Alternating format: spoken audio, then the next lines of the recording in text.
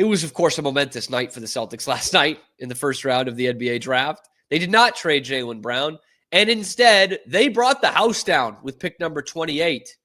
Yes, you know him. I know him. We were all expecting the commissioner to go up to the podium and announce the Boston Celtics draft pick as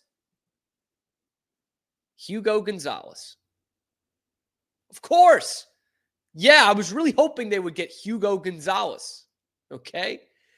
When there's a guy who averaged well over 3 points a game last year in the Spanish league that's available to you at 28, you have to go out and get him. Like, you cannot pass on this. I think I was with a lot of people by saying, huh? Who is this guy? From Real Madrid? You know, great soccer team. Also produced Luka Doncic as well, for whatever that's worth. But I was like, okay, I don't know the latter portion of the first round of the NBA draft too much. I'll just go and check his numbers. See what we're getting out of a 19-year-old from Spain.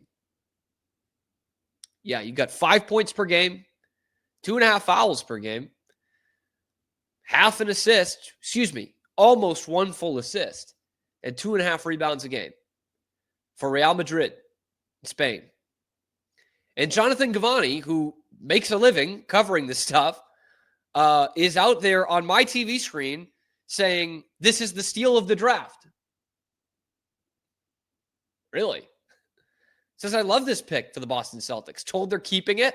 They're bringing Hugo Gonzalez over right away. They're not doing a draft and stash. He has strong court vision, transition scorer, tremendous athlete. That's what we keep hearing. Tremendous athlete. Great motor. Defensive skills. Good in transition. Shifty. And Givony says the Boston Celtics got one of the biggest steals in the draft here, in my view. Okay. If the best thing you can say about a player is that he's got a great motor, because that's what everybody's saying about him, then that's probably not a good starting point.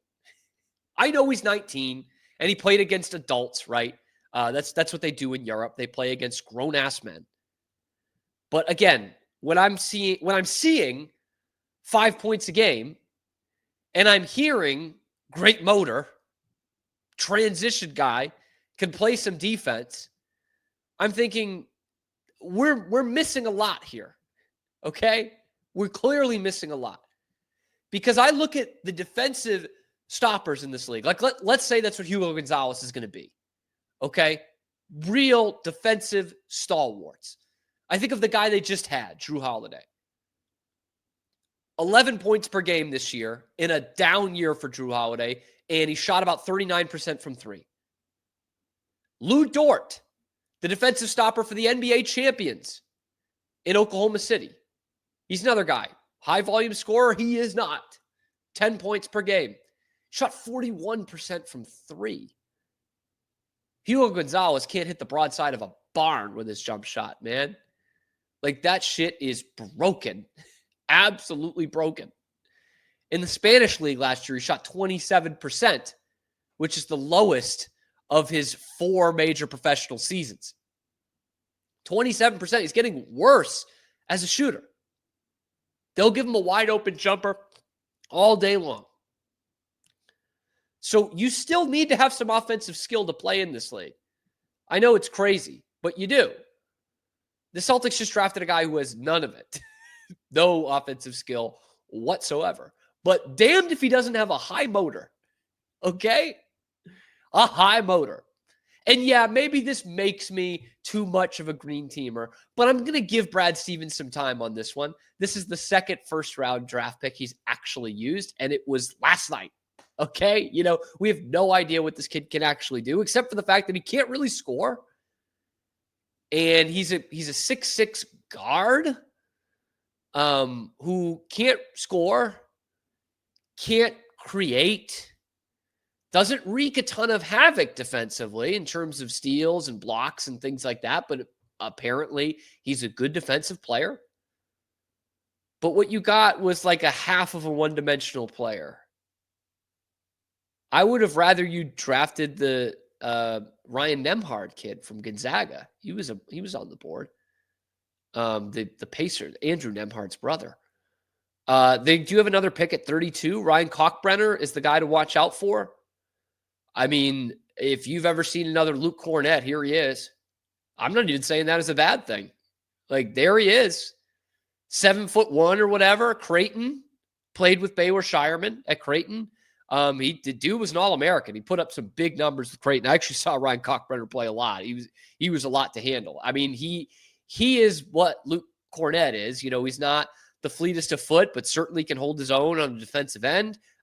He's a rim runner guy. I think he had like 40 points in the game this past year. Like, he had a big-time game for Creighton. They beat Kansas once. He had a big game there.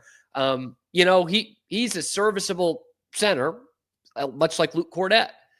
And Luke Kornet might be priced out for you as the Celtics here pretty soon. I mean, the rumors are he's a $12 to $14 million a year guy, and he's got to get paid at some point here. Got to get paid. But Hugo Gonzalez, man, catch the fever. Catch it.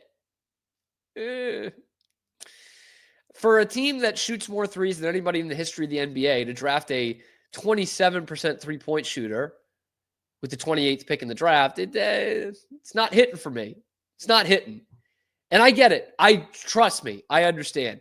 Anything outside of the lottery is a huge flyer. Anything outside of the top 2 or 3 in the NBA draft is pretty much a crapshoot. Okay? But last year at number 30, you picked Baylor Shireman, who had obviously a good college career, someone that we got to watch more because he didn't play for Real Madrid.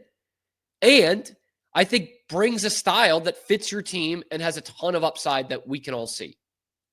You know, Baylor Shireman, it was scorer, combo guard, shooter, quick decision maker, can be better defensively, wasn't a great defender. Like, those are all good measurable things. Hugo Gonzalez, high motor, baby. Damned if that boy doesn't have a motor.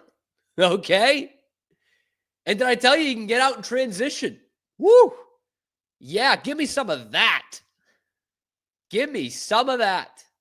If Hugo Gonzalez plays over J.D. Davison, the G League MVP last year, I think Celtics fans are going to finally have something of a bone to pick with this organization for the first time in a while.